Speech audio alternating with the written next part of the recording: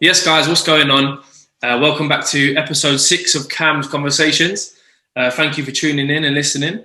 Today, I'm joined by my good friend Jhaun, who I'm going to let him tell you a little bit about himself. So, Jhaun, welcome, bro. Thank you, brother. Thank you, Cam. My name's Jhaun. Currently live in South London, but originally born in Manchester.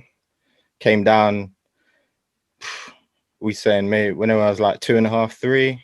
So, yeah, born up there, but bred here. So, very much have the experience of a Londoner, but I have a soul of a Northerner, I like to say. Currently working as a fitness trainer. Probably been doing that for over a year now. Been a bit of a whirlwind, especially with COVID and stuff. It's kind of taken like 4 to 5 months out of my development, or you could say sort of experience within that. But I've gained so much from it as well. Yeah. I'll tell interest wise. Originally I come from like an art background. I've been quite a creative person. So that's something that is still very dear to me, but I don't do it as much, but I'm trying to pick it up, especially now we're in a second lockdown. So trying to get the creative juices flowing again, I guess. Yeah, man. Sick. See, me and arts, we're not friends. We're not pals, bro. I mean, the best you'll get me doing is them paint by numbers. You know, the ones where you got the little gaps and it just tells you. That's me, bro. I think, everyone's got the capacity to do art, man. You just got to have patience and know that, like, anything that comes out, it's like anything you do in life is practice. Like, people are born with talent, but if you don't put in the work, then that talent means nothing, right? So you can always acquire something like that. You just have to put in the time. Yeah, man. 100%. We're already dropping knowledge bombs already. We're only like 30 in. Cool. So obviously you're here today because you've been kind enough and brave enough to come on and enlighten us about your story, and to help the people who might be struggling watching this or who have an interest in the podcast. You're here to enlighten us. So today is all about you, and all I'm going to say is, first question,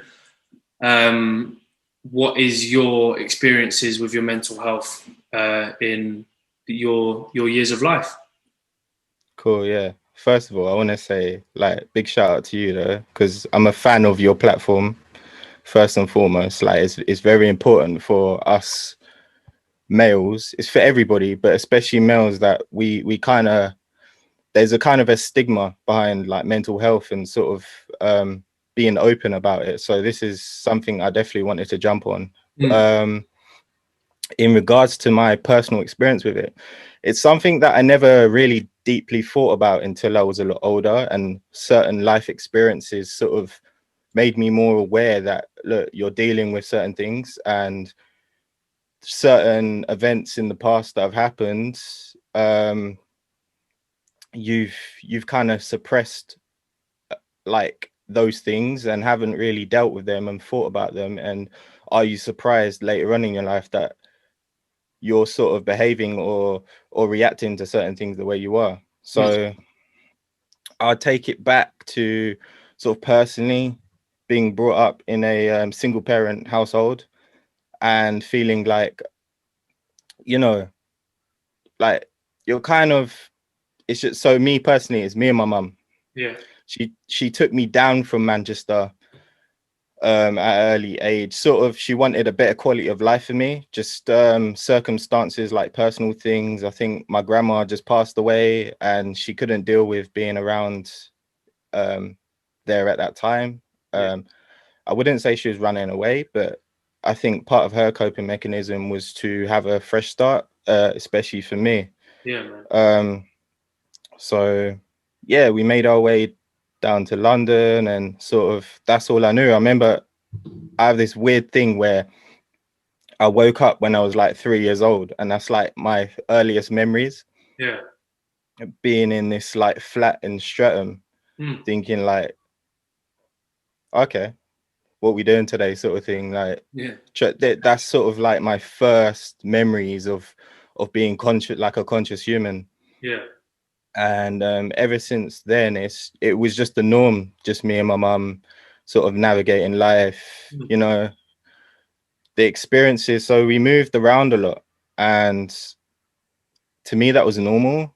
And every time I met new people, to me it was like, it was very interesting to see different sort of people, because where I lived, it was very diverse. Yeah. Well, or should I say, wherever I lived, it was very diverse. So I feel like I had a good perspectives on different people, and it sort of brought me up to appreciate different colors, different cultures. I never thought about like, oh, I'm different to anyone else, because everyone else around me was different. Yeah. So with that, it was a good environment to grow up in, even though I was moving around, not like a lot. I would say like every 10 years I moved, up until the point where I moved to like the Croydon area. Yeah. And that's sort of where I resided for most of my life. So I lived in actual Croydon, then I moved out to South Norwood. Yeah. Yeah. And I've been here literally plus 15 years now. So this is my home. Like, so with that, growing up in like we know Croydon, it's almost like its own sort of town or city, but they don't give it like township. No. There's so many people here, and like even now with the gentrification and over the years, it's starting to change, and London are trying to embrace it more as like a sort of like a hub for like working class people or beyond.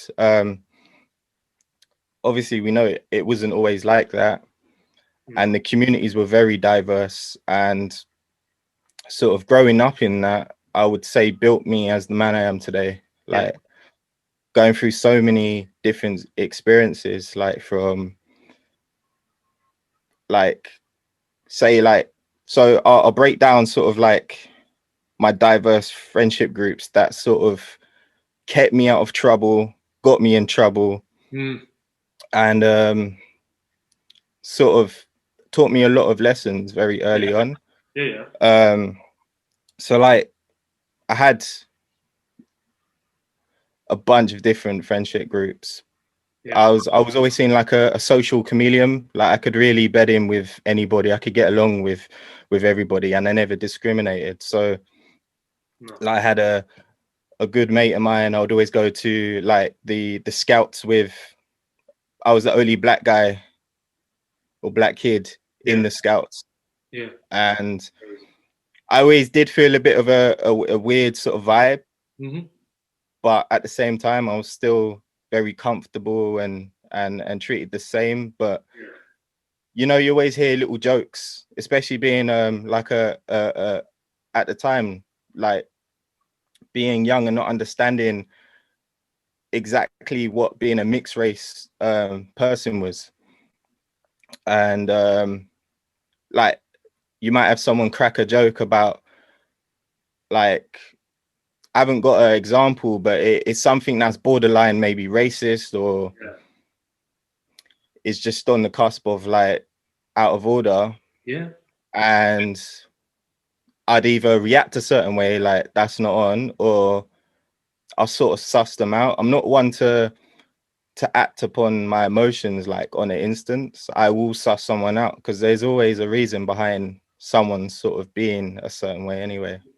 Always. But yeah, sort of navigating that, but then on quote, like having a lot of friends at school that lived in more urban environments and didn't have opportunities, came from like immigrant families, put into like social housing, on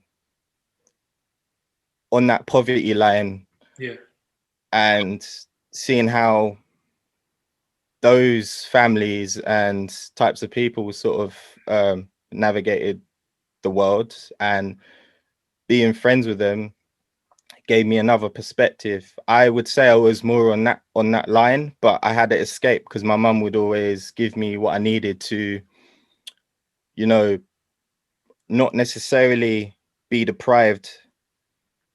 Like, we didn't have a lot, but she done her best and worked her ass off to make sure that I had what I wanted or needed. Yep.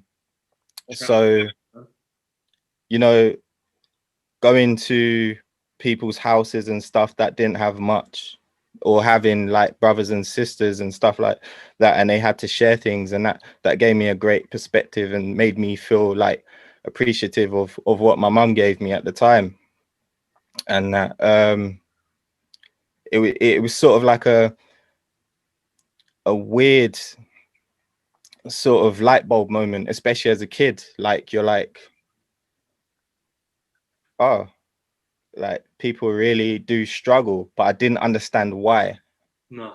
Obviously, until later on in my life. With that, as I got older, more into a teen, you start to establish more of who you are, and like, you kind of have certain bonds with people. You might take friendships on from when you was a kid, or you might start to establish new ones. And I would say that's a very key point in your development, especially as a man. Yeah.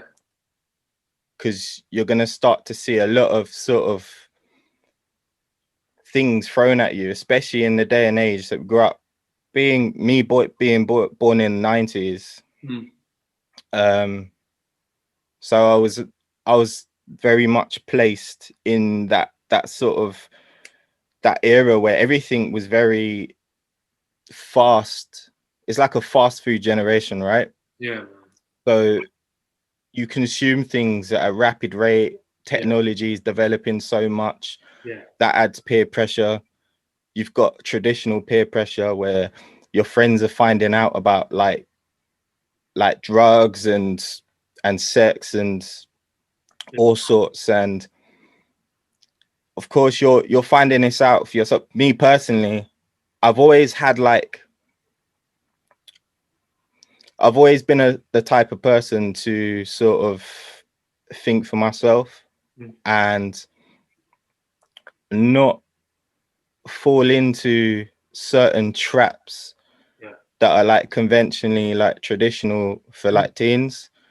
Like, my friends would be there like, oh yeah, let's go do this. I'm just like, what's the point? Like, like, what are you getting out of that? They'll always listen to me in that regard, and I'll never tell somebody to like not do something. But I was always ready to say, yeah, I'm not on it. Yeah. Like, but you know, just to quickly butt in, but yeah, brother, man, to do that, because even growing up, where you get yourself in them situations and like you're the only one that's not going for that. So you're with all your friends and you're out after school or whatever, or it's summer holidays and you've all decided to meet up, and then one person just comes up with some stupid idea, but everyone follows it. Yeah. And then you're the only one there, and you're like, personally, I wouldn't like. But it takes a man to stand up and do that, because a lot of people, there's probably 3 or 4 people in that group that are at the same time that think the same, but because nobody's stood up and said anything, they're going to go with the other people. So I think that's one thing you've got to credit yourself for, is being actually that one to go, you know what, I'm not going to tell you what to do here, but what I will do, I will give you my personal view on it, and you've got to think about the outcome here. So, yeah. But do you know what, bro? I credit that to my mum. Really?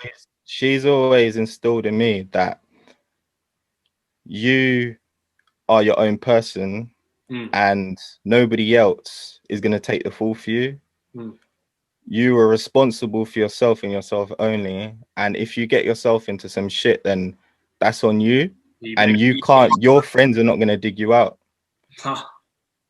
So that from early, she drilled that into me. And I definitely subconsciously carried that with me, because obviously you can take credit for like being a type of way, but you are conditioned to be what you are at that point. Yeah. And forever on are learning and growing and experiencing. So especially at an early age, like anything, any thought like that I had, I would attribute to my mum or somebody else, because to grow up or to grow a human being, it takes a village, right? It doesn't just take like one person. Many people don't have their parents around Yeah. for whatever reason. And all of these things we do go through do grow us as people. So 100%.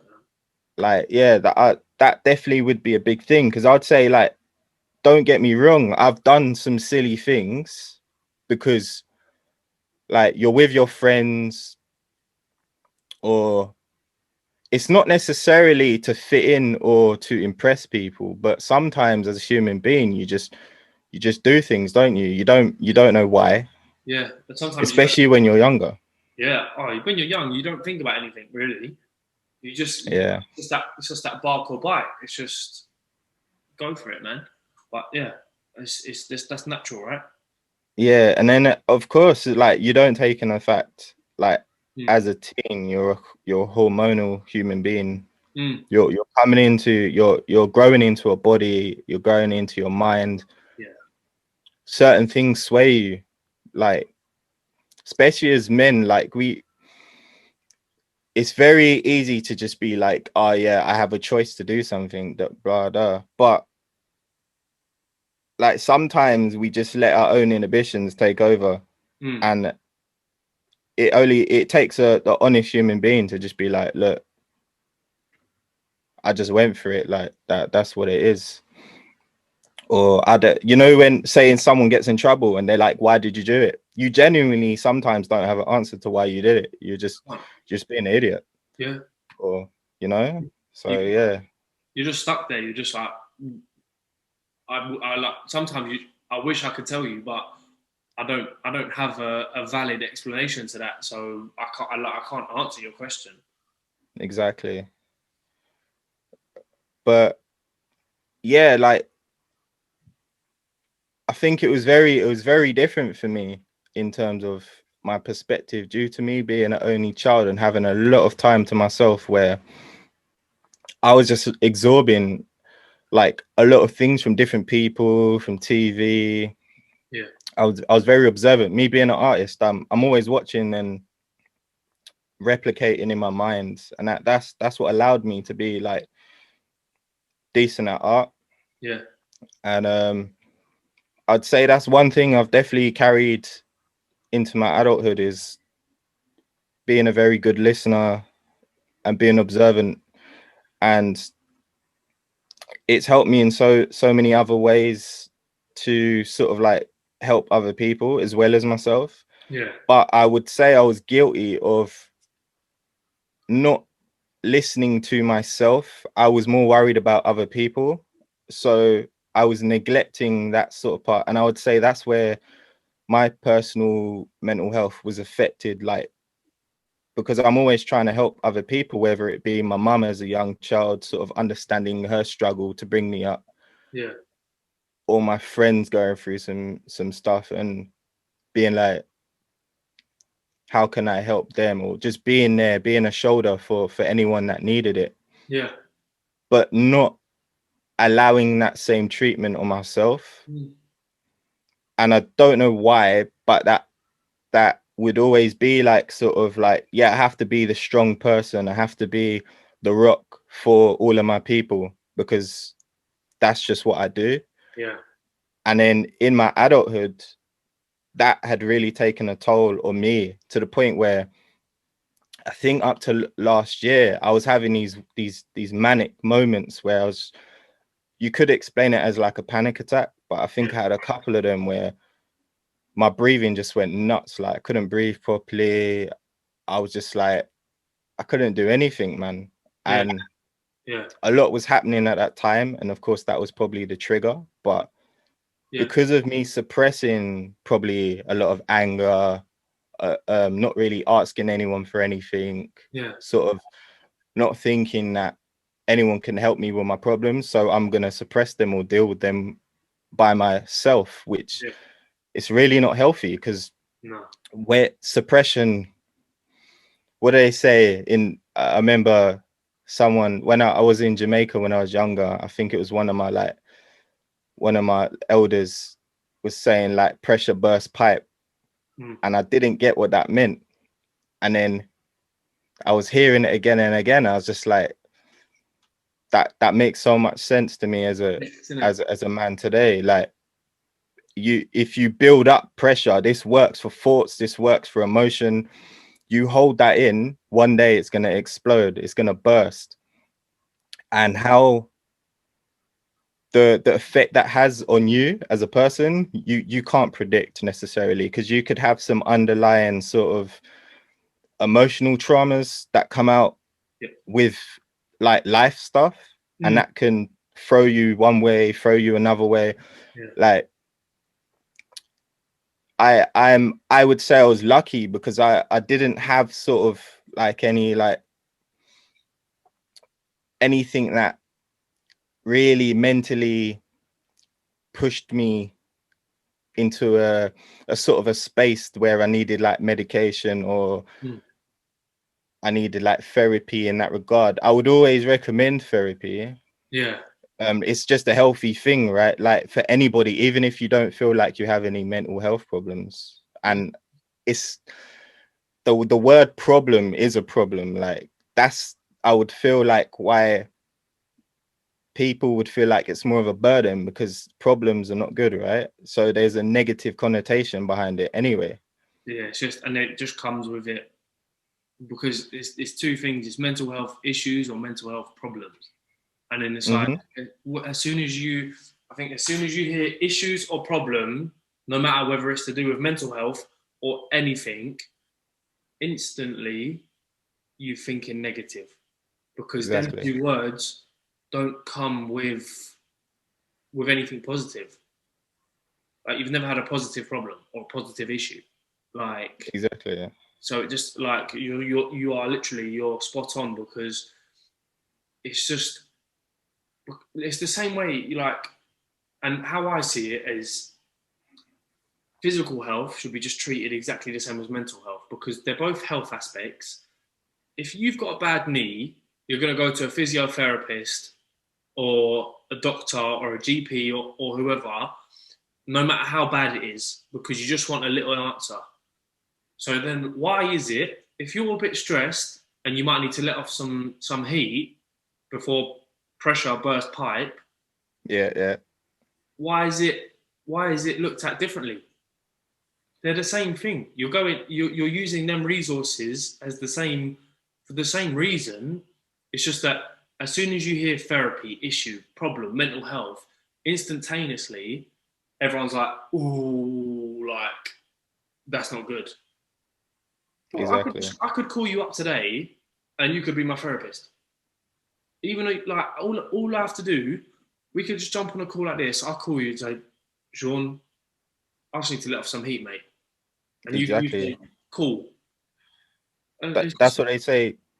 Not to cut you, brother. no, That's like vital, bro. Like, therapy comes in many forms, exactly. and it's a very important subject right now with lockdown 2 happening. What's happened already, they're saying like mental health is going a bit crazy in terms of the negative aspect of it.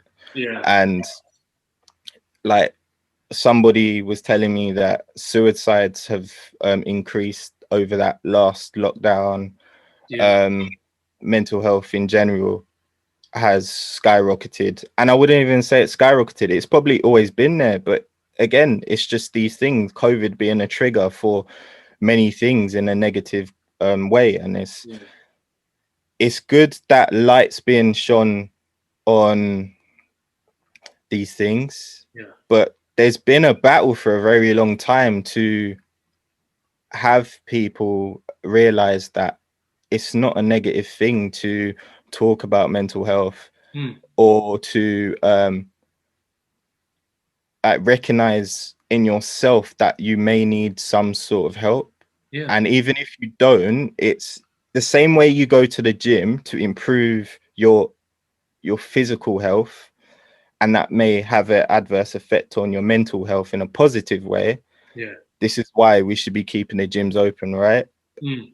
We should be actively sort of seeking a mental gym Yeah. in that term. So going to see therapists, talking to people, It's a mental gym. it's the same thing. Like, they're not luxuries. I think more things are more accessible to us, or it's just lack of education of what is available. Yeah. And like, the way the gym used to be seen as a luxury for people that can afford it, it's very affordable now. There's so many companies and good people like yourself that are giving access to fitness, like whether it be for free Mm. or being at a low cost. This is why what you've done yourself with Mental Muscle has been amazing. It's been great to watch. Thank you, bro.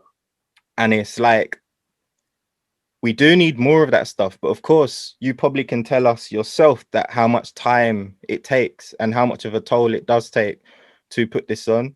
Yeah. But Wow. in order to grow something, you have to put in the work, and that goes with anything, but especially with stuff like this. We just need more good people like yourself to give back to the communities and to collaborate in other ways to try and grow these things so they become a norm and they don't feel like they're sort of a niche Yeah. within a market. Yeah. And I think, like, yeah, I just think you're spot on, because where, the one thing I've noticed since the lockdown 2 got announced, mental health on social media has gone crazy.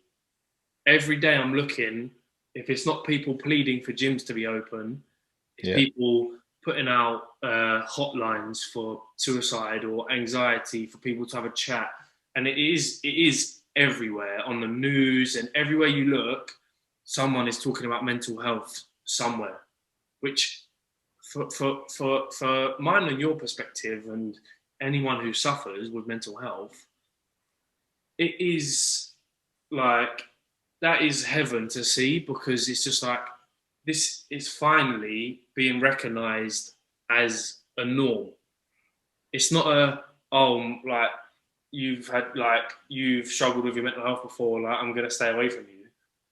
Like, look, and getting looked at like you're different for having. Everyone's got mental health, because everyone has exactly. a brain.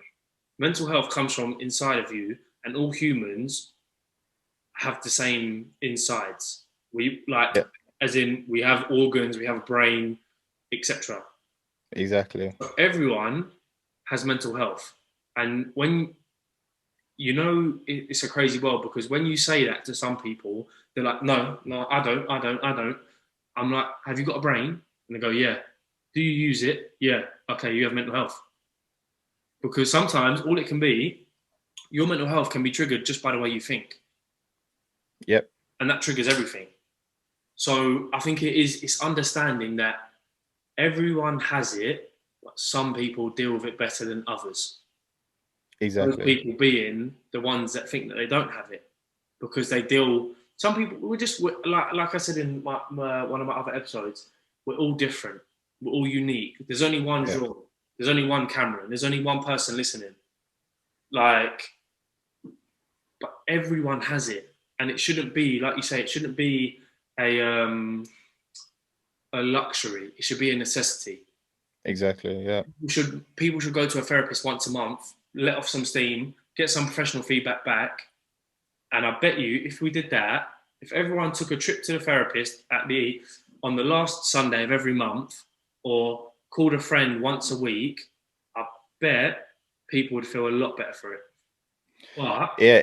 it's that thing. Yeah, like you said. It's the stigma behind it, because Mm.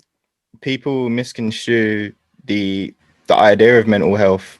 Like, because traditionally when you grow up, you learn it as sort of like when I say a physical sort of impairment, as in there's something not right with your brain. Yeah.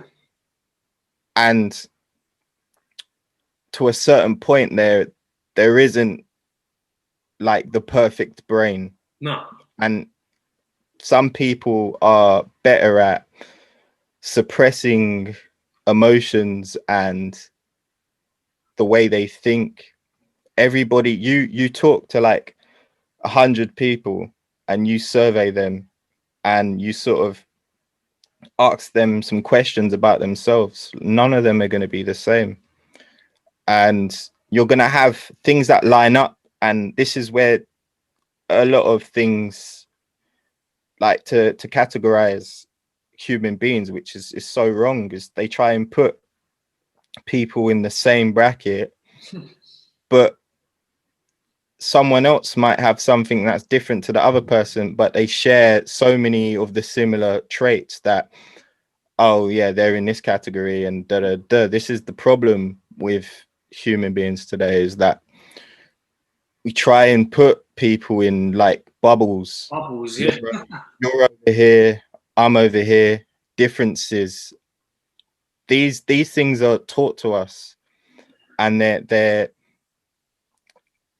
very toxic. We grow up in like societies that have so many differences, but as a world we try to sort of like exist, like coexist in one big bubble, which is the earth. But within that there's so many differences that there's gonna be conflict of those differences, and that as the earth becomes more accessible to us, these are going to intersect. And unfortunately we find conflict within difference, and the best thing we can do is to embrace these differences. I don't mean how times I can say that word, but like, but it's true, bro. It's more about collaboration, living harmoniously together. It of course it's not that easy to be like, oh look, everyone just get along. Yeah, because that's not going to happen. There's going to be some people that don't want that. They thrive on conflict. They thrive on feeling superior to others. Yeah. And again, that is some sort of mental health. Like that, I would say that that's a problem in itself, me thinking that, because that's me judging someone else's mental health. To be honest, I don't have the right to do it, but it's sort of something that as a society we built in, where we feel like we can judge other people, whether it be a negative, whether it be a positive, because of course we still have these moral codes, right? And these things that we feel like as human beings we should all have in common. And if there's a mass view on something, then of course you're going to react a certain way, whether it be positive or negative towards it. Yeah. And because of that, those people on the other side of the line that don't share your moral compass, again, it just comes to conflict, right? Yep. But I've said this before, and it's something that I've learned to deal with difference, is not everyone's going to share your views, or see the world you do, see the world the way you do. Yeah. So listen to their perspective. See, you can't necessarily see the world through their eyes, but you can grasp why. And this is why conversation is important. Because if you don't take the time to understand why somebody is the way they are, then you're just gonna have this friction between people, because look, it's sort of like a programmed ignorance that we are like, as ourselves, we are born into the world by ourselves, we'll die alone, sort of thing, that sort of mentality. Yeah. But the journey we take as human beings, we have to coexist with everybody that's on this planet and all the different creatures that are on this planet. So nobody is above anybody else. Of course, we live in a world where human beings are like on top of everything. So we take priority of all of this. This land, we take ownership of everything, and that, of course, to a certain extent, it's needed, but not as much as we think we need it. Like those that, not to get like too deep into that, but that's a big problem. And these things are very detrimental to our negative mental health, because we always feel like we need to own something, that we're the most important person, if we're thinking sort of selfishly, on the planet, or that our collective group within our bubble are, and that everyone else doesn't have the same significance that we do. So like, if we continue to think that way, like, we're gonna have the same problems, just remixed. Like, look at the way media goes. Everything's just remixed. Nothing's original anymore, right? And that's the same thing for our problems. The same, you might get rid of a bad president, a dictator, somebody that's like enforcing something or directing people in a negative way, which obviously is perspective. But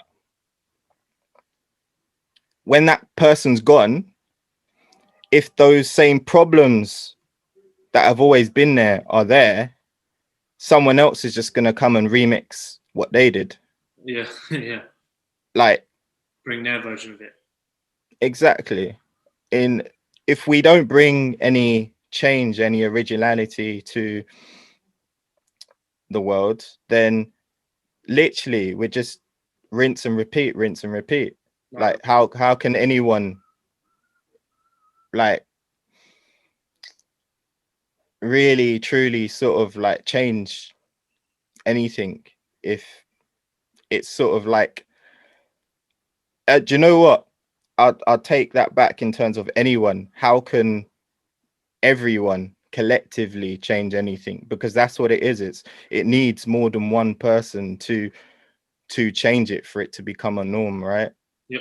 And I think that's the big bit. I did probably take that the long-winded way, but it's obviously, as it just comes out in my mind, that's the way it was sort of easiest for me to describe it. But no, it's good for it's good, because then what you're doing is, instead of cutting it to short so you understand it, go the long-winded approach so everyone understands it. And hopefully, yeah. you've just raised a good point there, because that's the same with life. It's like, ultimately, I could describe something how I'm going to understand it and how I see it, but if I can then change that to a perspective where I can elaborate on it and I can give points and I can give figures and examples, more than just me is going to understand it. So it's always going to be beneficial, bro.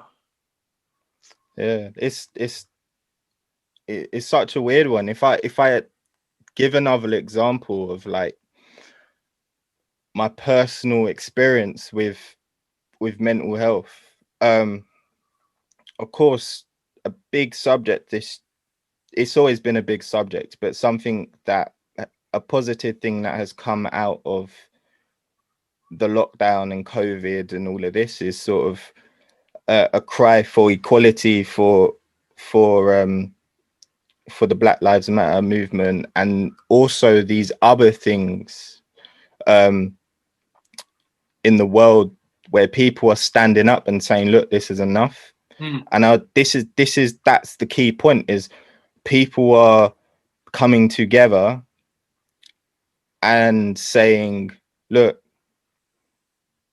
this is enough. This can't continue, and this is what's going to happen until it does change. Because my personal experience, I would say this contributed to my mental health in a negative way, was growing up the way the police would treat people of color. And the common view is somebody of a mixed race background has it easier than the darker skinned person,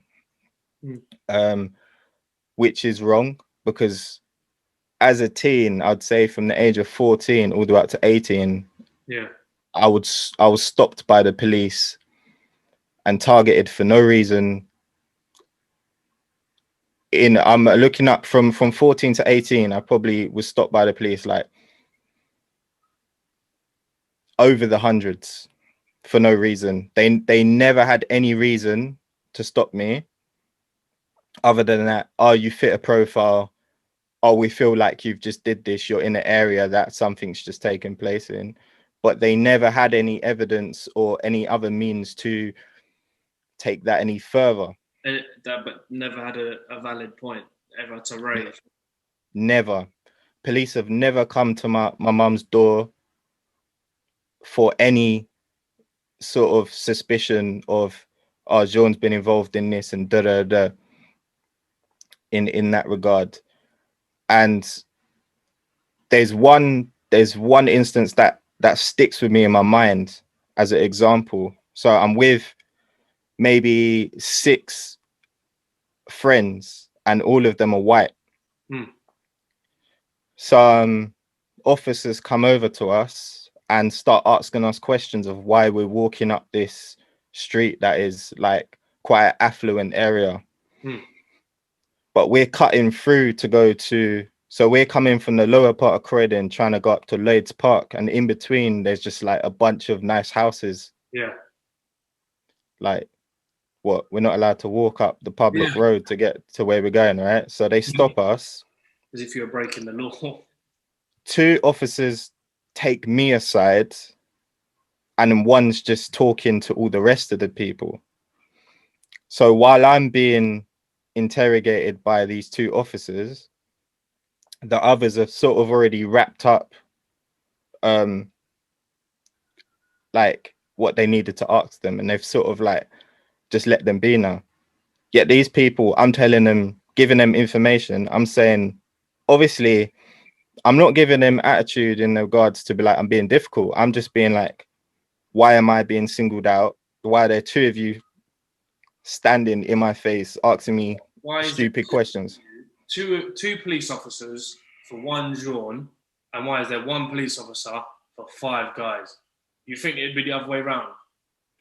So I tell them my name and they don't believe that's my name. So they turn around to one of my friends and say, is that his name? So I'm like, wait, so everyone else told you their name and it's, yeah, whatever, cool. I tell you my name and you wanna press even more and ask me stupid questions. And then as soon as that was done, I said, look, right, I'm going to interrogate you. You tell me your name, you give me your number, your badge number, you answer my questions now. Oh, no, mate, we don't have to do all of that. I said, no, my friend, you do, because the same way I'm not being arrested and you're asking me questions, yeah, I'm not arresting you, but you're going to answer my questions. Otherwise, we're going to have some problems. So they started to get a bit edgy and be like, oh, just go on your way. I say, ain't going nowhere without your names and your badge number. So back then, see, ask for my copy. Everyone knows how it goes when you get stop and search. You can ask for like the transcript, the copy, another copy for your personal use, so that if you have, obviously if you have any like grievances, you have evidence for that, right? And they'll be an iffy about it and saying like, oh yeah, don't worry about it, da, da, da. I said, no, like that's my right to have that. So I'm gonna stand here and you're gonna stand here and you're gonna give me what I want, pretty much. And yeah, I got that off them. But for me, I didn't. I don't want to. Obviously, like in certain environments, we don't really respect police for those reasons. So I wasn't then gonna go and snitch on them and say like, yeah, police are harassing me, da da da. But at least for my own sake, I had that interaction with them so that they know if they ever come across me again that it's not going down the way they think it is, that they have all the authority and that they're here to push their weight around. No, your public servant's here to protect. Yeah, and I say that very lightly. You're not here to abuse your power. And just so that they know that harassing people of color is not on. To say if that got through to them or not in that instance, who knows? I never saw them again. But the funny thing is that was the last interaction in that sort of stop and search manner that I ever had with police. Yeah. So it sort of stuck with me, because for years I was always moaning to my mum saying, look, the police stopped me again. For what? Because they're telling me that I graffitied over here, when that graffiti, everyone knows that graffiti's been there for years and all of this business. And we feel like you match a certain description, like they just, what do they want from us? And then as an adult, seeing how these same problems that I dealt with as a kid and a teen are still happening in this present day, and sort of me feeling that frustration for them, because I understand what it's like to be them. And a small group of the population account for a lot of these like violent crimes and dodgy going ons, but that doesn't give you the right to alienate a whole spectrum of people. Yeah. Because it's more of a preventative action, like because because people of color are traditionally seen in this light, we feel like the better way to deal with it is to get it before it happens. I'm in my head thinking, what is this Minority Report? Like, what can you see in the future? Like, it's sick, man. It is sick. And you know what? I've something that happened to me, something that I see the other day, right? So I'm driving home from work, and imagine police are doing, you know, when they just do the like insurance check. So you're driving, and the police officer will just be like, "Come to the side," and it's take your reg and all that. I'm driving, and there's cars in the thing, and I didn't get pulled over, but obviously human nature, you're nosy, right? You just want to look. Yeah. Looking, there was cars there. Everyone was black. And I'm driving around and I'm just thinking, am I seeing this correctly? Like, after everything this year, there's two cars there, and both of the people standing on the side of the road are black. And I'm just thinking, there is hundreds of cars driving past. Like, and I just drove past, and instantly I was just furious. Like, I just had this anger build up, and I'm just thinking, yeah, I can't even imagine, obviously me speaking as a white male, who's never had to experience anything like what you've had to go through and all of this, Yeah.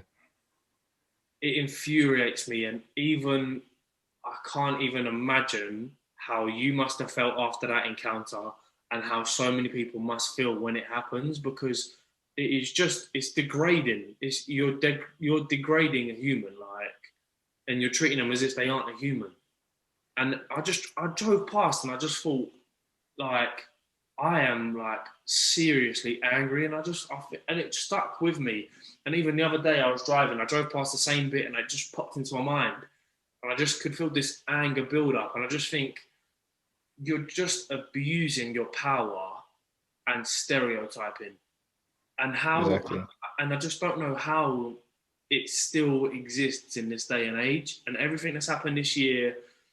um I just honestly, I find it crazy, and I just hope that one day it just never ever happens again, because to degrade a human and to make them feel like for you to get stopped and just, and for them to say, "Oh, I think you graffitied on this wall," or "Oh, you match a description," and not like they're putting you in a bubble, and they're expecting you to just bow down to them and just, "Oh, sorry, sorry, sorry, sorry," like, and it's just, and it's an abuse of power, and it needs to stop. Like, it can't keep happening. Like, it's 2020. Like, how is this stuff still happening?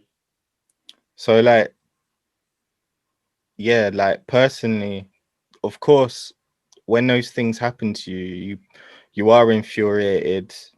And what makes it worse is because you talk about these things with your friends and like people that are living the same sort of experience with you in your environment. Mm. It makes you more angry because when you swap stories or sort of, you share your experiences, that just adds to the fire, right? It just adds fuel to the fire because now there's a bunch of angry people, young people that are trying to navigate the world and don't really have a great grasp on what's happening in Mm. their life. They have things in their life that are not, in my experience, that are not great, that they don't have the opportunities of other people. And on top of it, they're they're being made to feel like they're even lesser of a person Yeah. because, be it you come from an environment where you don't have those opportunities and you have this particular group of people that are always out trying to pin something on you or belittle you, Mm. um, or like always feel like they're watching you, like that dodgy security guard in a Mm. supermarket when you walk in. I'm sure a lot of people have felt that. And it's not just people of color in the environment, because there are people of other ethnicities that live within those poverty lines that are seen to be in that category Mm-hmm. and experience the same hardships that people of color do as well. Yeah. And it just creates a bad taste in the mouth of the people that live in these places or grow up a certain way. Yeah. And I think that's a big point as well, because it's not just a particular type of person. And I wouldn't just say they just target people of color. Mm. And that, like, if we look at it, if we think of how diverse the UK is and how many different people there are, Yeah. and it's ever evolving, because like when you was younger you might have just seen like the sort of like, I'll call it like the base sort of like immigrants of the time, because they built off sort of like the British Empire. So those were the people that were in the UK, be it you be Indian, be Jamaican, African. Yeah. And then as society has developed, all these other people have come into the mix and have adopted a lot of the bullshit that the people that have been here the longest have had to deal with. Yeah. And they're coming from war-torn countries and things that they already have to deal with. That a lot of mental health, if we bring it back to that, has been carried across the border. So on top of what they already have to deal with, they have to deal with the bullshit that's happening within this Western country, that to them, they've come here to seek a better quality of life. And shit, it's no different to where I was in my country. Yeah. And that's not sort of everybody, but I'm sure there's a big part of the population that have experienced some sort of trauma that has led them to want better for themselves, or some hardship in their life where they feel like this country is the best place for them.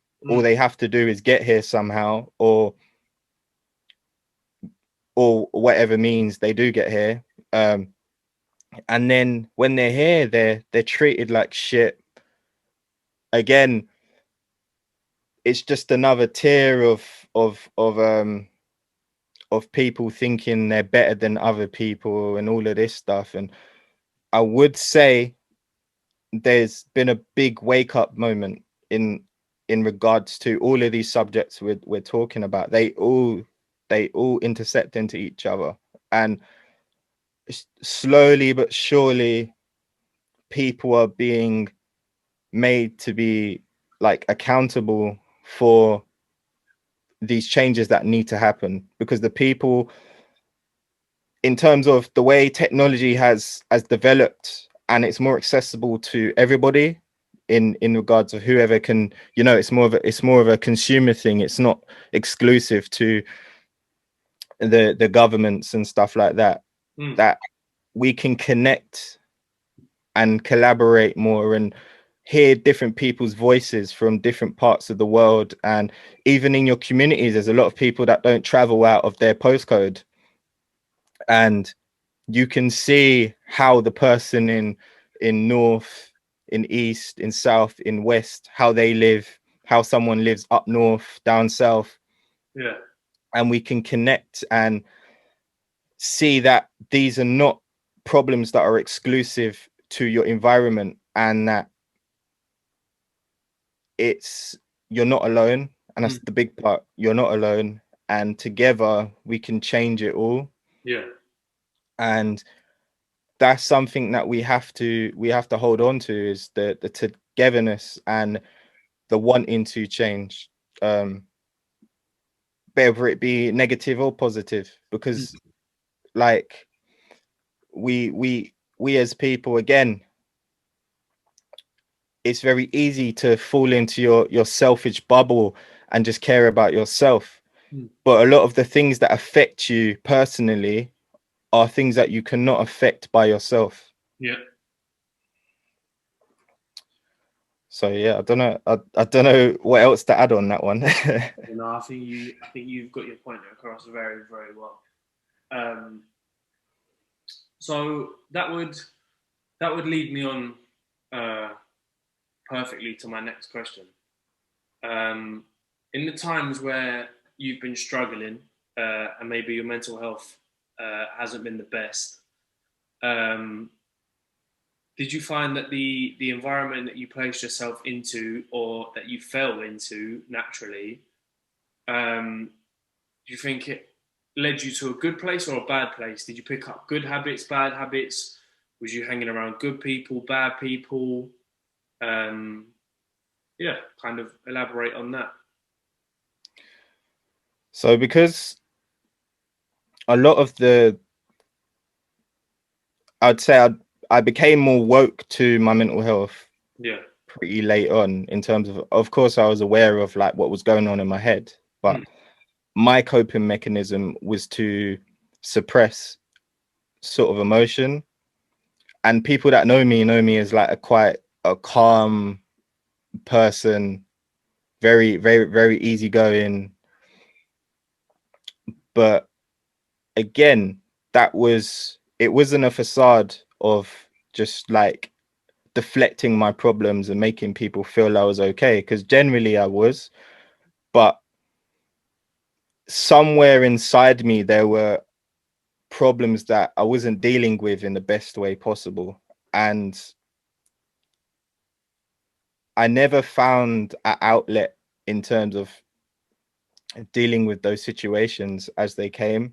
So again, I was harboring those things in the back of my mind. My actions sometimes, especially as a teen, I can look back and say, look, there were certain situations that you were in. It wasn't because you was a bad person. It's because that you had these problems. You were looking for an outlet to let out your frustration, to let out your anger. There were times like, I remember being younger and just punching holes in my door for no reason, and feeling this rage, and having it it coincided with me. So I played sports a lot, growing up, and I found myself in a period of my life getting injured a lot. And these times that I didn't have my sport, I found myself becoming more frustrated with myself, with like situations that weren't that big at the time, but I would just blow them out of proportion. I had enough self-control to not let it out on other people most times, but I definitely had an anger problem to the point where I felt like, let me be destructive in other ways. And of course, like, there might have been a point of time when I was a teen that I wouldn't say I fell in, like, I would say all my friends have been like the most genuine sort of relationships, and we grow as people. I'll never put any situation that I've been in down to anybody else, because at the end of the day, any decisions that I've made are mine alone. Of course, you can be influenced into certain things, but if that thought's in your head, it's in your head already. And whatever you're capable of, like, that's you. Like, no one's forcing you to do anything. So I would say, like, especially, growing up in certain areas, there's going to be tensions between people that are in the same situation as you, and you get into some shit that isn't for like the general public in general. Like, no one necessarily knows this stuff's going on. Like, sort of not incriminating myself, but I didn't go down that like a true dark path, but I was involved in sort of more of times where I had conflict with other people.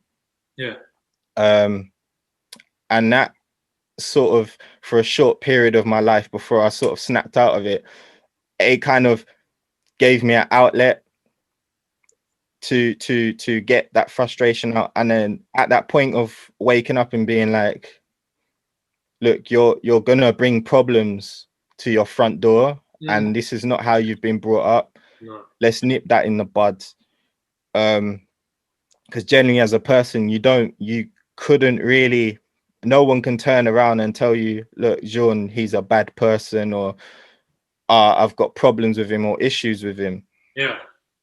And that's something I pride myself in. Like, genuinely, someone come to me and tell me that, like, me and you have problems, or that I've done something, gone out my way to be spiteful, or do something to hurt you as a person. So something, obviously, it's my mum in the back of my head telling me, kind of guiding me out of that darkness. So she was my sort of my light, bringing me out. She was that that thing we're talking about. There are many ways to deal with your mental health. She was that thing for me at the time. But as I got older and I was growing into my manhood, certain things boiled over life where she could no longer be that thing that helped me anymore. Yeah. Because it might have been problems with her personally and stuff, or just things that I harbored as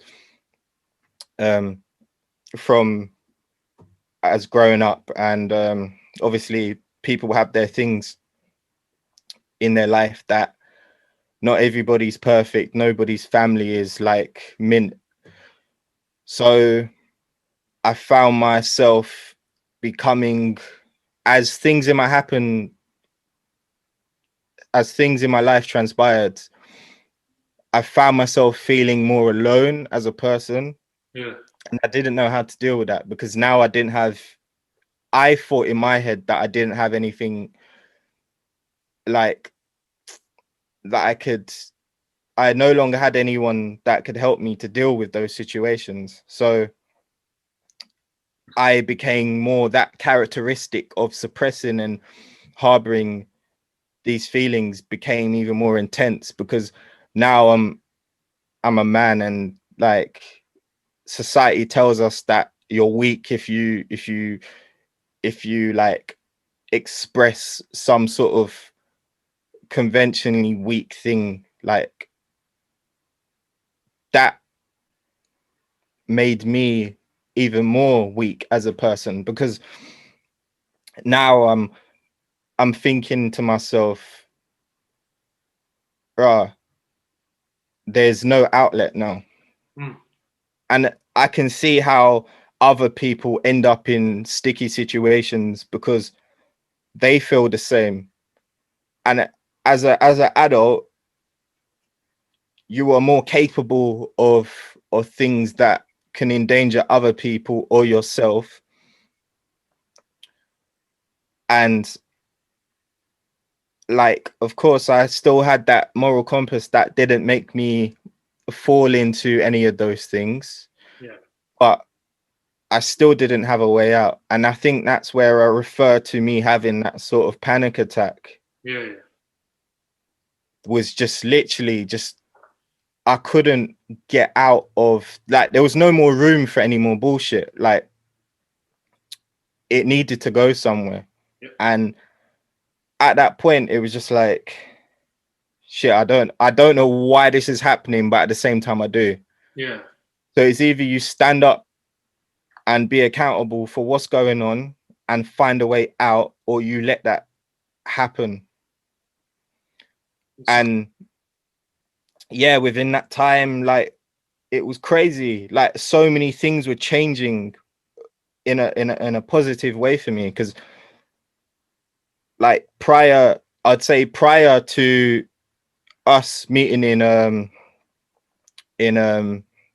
the Nike camp, yeah, like I was at a point where I was like, shit, like this art thing isn't really going the way that I wanted it to. Like, I'm not enjoying it. I needed a change, but I didn't know, because I pretty much put all my eggs into one basket. Yeah, I didn't see an initial way out. Yeah, I had one skill set that I was aware of. Of course, subconsciously, like I was being stupid. Like we are capable to do anything that we put our minds to. And we're taught by people and sort of media that you have to have a particular skill set to be able to do things, or a requirement, or you have to tick this box to do other things. But I'm literally like, if you put your mind and give yourself the time to learn how to do something, you can do it. There's nothing you can't do if you don't put the time and effort into it. Yeah. And also it's a process of trusting the process and not giving up and being defeated by negative. Yeah. And that's something I learned very quickly. And if I just looked back at my life to that point, I realized, look, none of this stuff you actually planned for or could like see into the future. Like this is what I'm going to do. And this is a big problem that we have is we get told we have to fit into certain boxes and have certain things by certain ages, and also by family peer pressures of external, if we just say external peer pressures of, oh, you're really good at that, so you should do this, or this is a good paying job, so do this. Yeah. Once you eliminate that from your mind, you open yourself up to so much more opportunity. Yeah. And you don't have to know what that is. This is the problem, is now we're thinking, oh, I really want this. So how do we start to try and piece together all the bits before we've actually done anything? And that builds frustration, that builds fear. And things that scare us will repel us away from that thing that we want. And I'd say a big thing, because people are educating themselves more on themselves, their brain, things like manifesting and sort of bringing things, dreaming things into existence, that sort of thing, have become more apparent to people. And it's all it boils down to is putting light into your situation, loving what you do, not doing it for anyone else but yourself. Having a positive outlook on life, understanding that there is negative and that it will always be there, but there's always some way to deal with the negative, because you can't have the light without the dark, right? They will always coexist, and it's for you to continue to understand that nothing is like a linear path. There's always ups and downs, and you need to really experience life, right? You need to take everything, the bad and the good. This is what makes you into the person that you are. And yeah, that sort of realization for me was what took me out of that hole. Like, personally, it was talking to people and resolving these problems with the people that I had the problems with, or having somebody listen to the problem that I had and just being there to listen. They didn't necessarily have like an input that resolved anything for me, but it was the fact that it gave me sort of somebody to bounce what's going on internally in my mind, that helped me sort of start to progressively become a lot more healthy in the way I felt. And that brings me to where I am today. I feel like I deal better with pressure and knowing who I am as a person, whereas before my mind was foggied a lot with a lot of the bullshit that is thrown out into the world that we consume. Again, bringing it back to this fast food sort of generation that we're in, is it's so much information, and I feel sorry for the next generations coming up underneath us, because they're going to have so much more to deal with. You got to take but hopefully we can deal with some of the problems that we have now, so that they have a better idea or just a better quality of life than we have, and that the past generations have had. And making things that are not sort of, if we go back to mental health as a subject, making this a thing where it is just the norm in schools to have more conversations about mental health, and times where we talk about it in schools. Of course, I know a lot of, when I was in school, they didn't have this, but I know a few schools sort of have like mental health nurses or places that kids can go and talk to particular people for any reason. Yeah. but not having that feel like a stigma to the rest of the kids or pupils in school, where it's like, oh, look, so and so is going to talk to the nurse about their problems and stuff, because everyone has problems, and like a lot of that bravado is deflecting their problems onto someone else's problems, because that makes you feel better about yourself, right? Yeah. Yeah.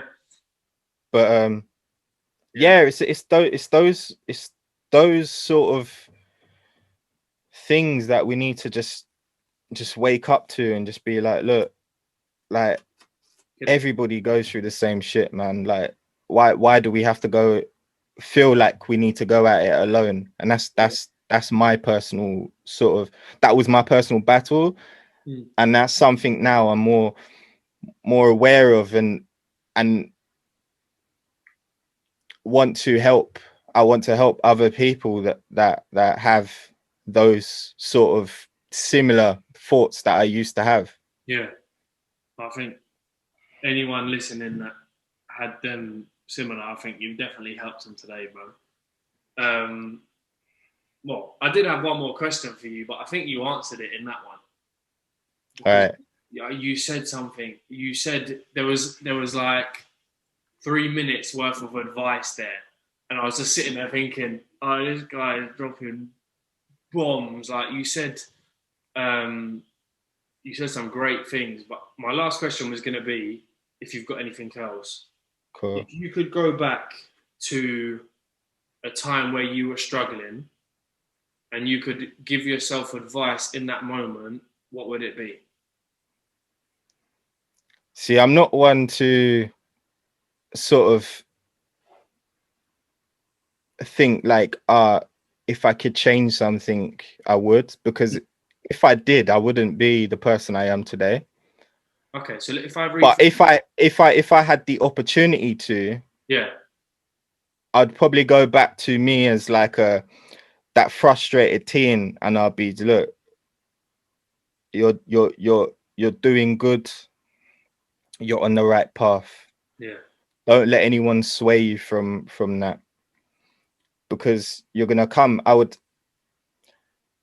You would learn these things anyway, but just to comfort myself and say, look, you're gonna go through some bad, and you're gonna go through some absolute amazing highs, right? yeah, Just keep being yourself and being true to yourself. And I think that's something that I would, obviously I had the capacity and have in myself, but it would have been nice to have some reassurance from something external like that. That's why I feel like it's important for us as sort of like young men to talk to people that are a lot younger than us, yeah, and that are coming up, and just reassuring them that that same thing, like, we may have gone through different situations and had these different hardships, but look, everyone goes through something. No one's bad is worse than anyone else's. Like, their problems, everyone's got problems, and that's part of life. Like, don't let that discourage you from being your true self. yeah, and doing the things that you want to do, and chasing what you acquire in life, I guess. Look, I'm 28, yeah, and I'm still trying to figure it out. And Yeah, people would tell you, oh yeah, by the time you're 28 to up to 30, you need to have all of these things sorted, and you need to be like married and in a relationship and have kids and stuff. Like, shout out to those people that have done that, but that's not my journey. exactly. And I'm not trying to force feed any sort of reality, because I could be missing out on the most amazing opportunities, or meeting the most amazing people, because I wanted to force my piece of the jigsaw into other part that doesn't fit, you know? Yeah, I think it's important to remember that as well, because obviously, like what we've touched on, growing up in our world right now is like, you see all these motivation pages on Instagram, Twitter, Facebook, and all right, they're doing a good job at motivating people and stuff, but I wouldn't take in everything you see on there. Exactly, yeah. The whole get rich by 22 and be married by 28 and settle down and do this, because, like you touched on a second ago, if you look to do these things, you could be ruining all the moments that were planned for you later on in life. Real talk.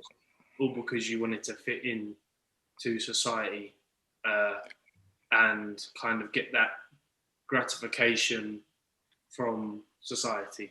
If you get what I mean? Yeah. What do they call that? Toxic positivity. Yeah. It's a real thing. It's a real thing, bro. We see it every day. Like, yeah, we consume it so much that it goes to the back of our minds, but it's there burning in our subconscious. Yeah. And I would say that's the most dangerous thing, because the thing that's sort of ghosting in your mind is slowly drip feeding into the way that you behave. And that has a as big a effect on you as something that you feel like a traumatic sort of negative thing. Yeah. And yeah, that no wonder people have negative mental health sort of problems, because you've got all of these things that are trying to turn you into the person that they want you to be, and not allowing you to discover yourself, yet telling you, oh yeah, you can be your individual self and find out what you want to do and but nothing's really built for you to do that. You have to really go out and experience that for yourself, and really eliminate what doesn't work for you. You got to try it. And you have to fail as well. Failure is part of it. Big fact. It's not always going to go 100%, and you're not always going to be motivated, and you're not always going to get what you want, but you have to fail and take that step back to take 2 steps forward. Like, exactly, bro. Instead of working a job that you don't want to do, but you're earning good money. Okay, that's good, but money's not everything, and you need to understand that quality of life and how do you help people. What do you bring to your community? What do you do to make other people's lives better? Sometimes you should take that pay cut for a couple of years, build your own brand, build your own self up. And what you'll find is that you're doubled in richness, because you've got personal richness in happiness, but then you're also making the same, if not more, and you're doing what you love.